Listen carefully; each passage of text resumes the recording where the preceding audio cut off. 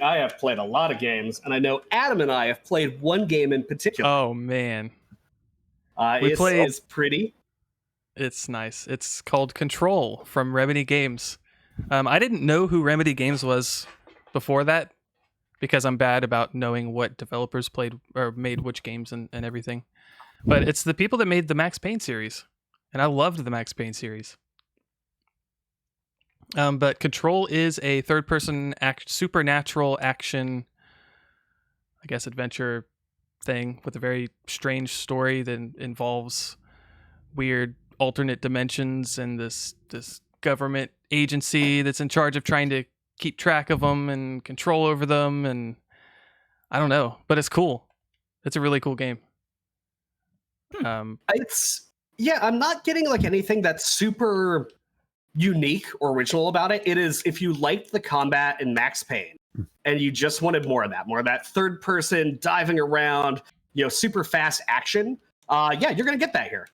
I don't think it's anything like incredibly unique, but the setting is nice. It controls well. The action is fun. It's solid. It is a solid game. And you said it's pretty? Oh, it's goddamn beautiful. It has like all of the RTX things.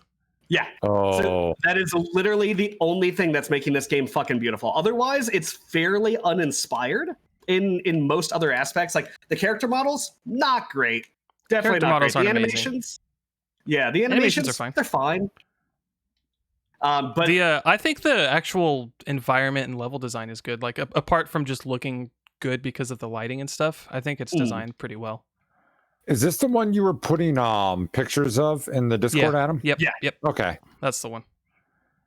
And the sound design, honestly, is just as good as the visuals, I think. I do really like the sound is fantastic. But I think the key part of the game that differentiates it, like you said, from like a normal third-person shooter is the fact that you get, I don't want to just say telekinesis abilities because there are other ones, but you do get some like superpower type things.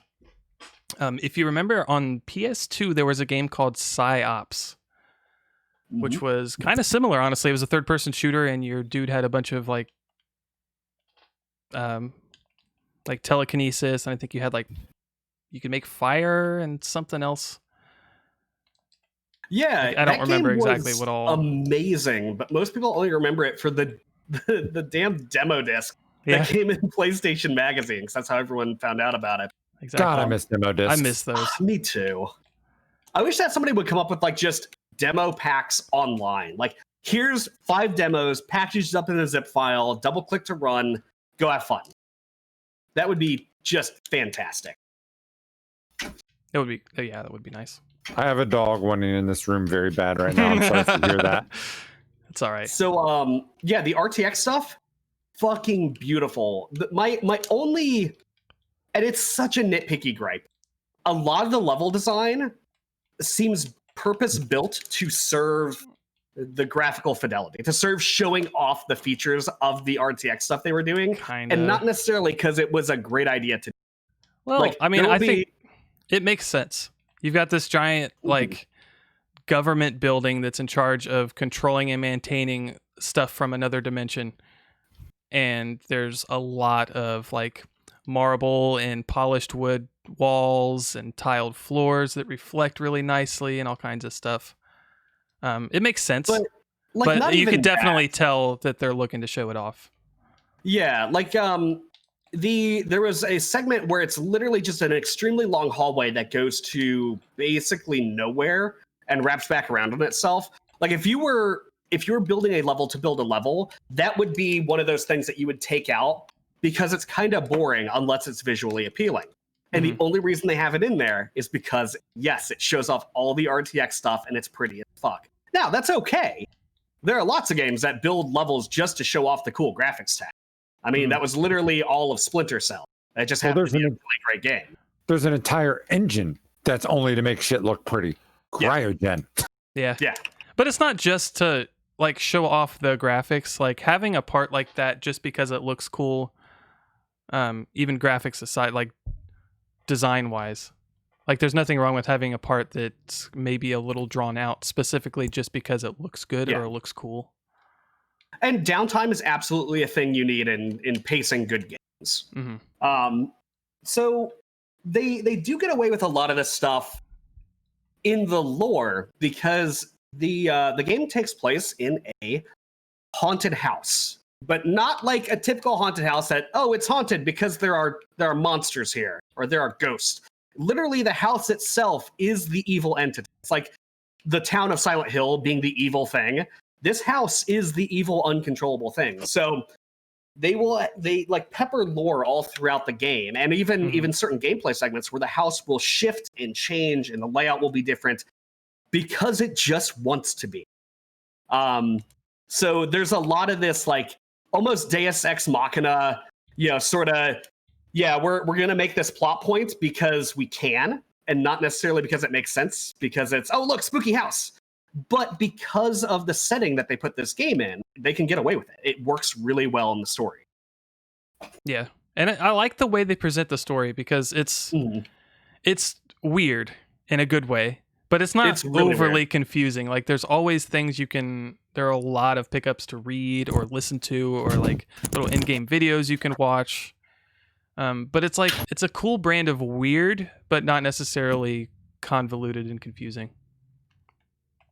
Sorry, had to get up. That dog was not stopping until I opened that door.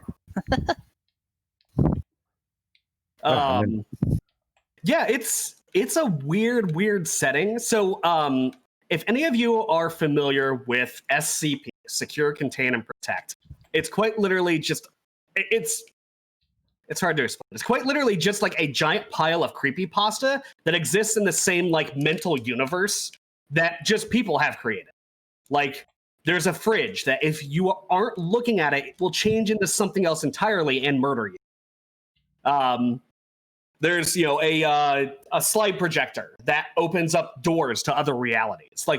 Like all the kind of like X-File-y, Twin Peaky sort of things aren't exactly what they seem, and ordinary objects are actually like these weird items of power that have these weird, like, I guess metaphysical links into different realities. So that's exactly what this government agency is trying to control, which is weird because by definition, these things and the place they're occupying, the building, the oldest house, is uncontrollable. So it does feel like, a lot of humanity's hubris trying to control the uncontrollable and everything that goes along with that. So it's really entertaining. You just went big words on me there. Sorry. I'm really, really loving the game so far, though. Like it's that perfect blend of sci-fi and weird that I like, with the gameplay that's actually pretty fun and engaging. And I like the special abilities. Like the telekinesis is incredibly satisfying because you can grab. There are so many objects you can grab in this game, and the way they did the physics. Like whole rooms are destructible. It's crazy. But there's always something to grab. And even if you run out of things to grab, you can literally pull off a chunk of the wall or the floor. So that, like from a gameplay perspective, you're never running out of things that you can grab and throw at people with your mind. I was freaked out because there were enemies, and like I had basically thrown everything I could at them because I'm really bad.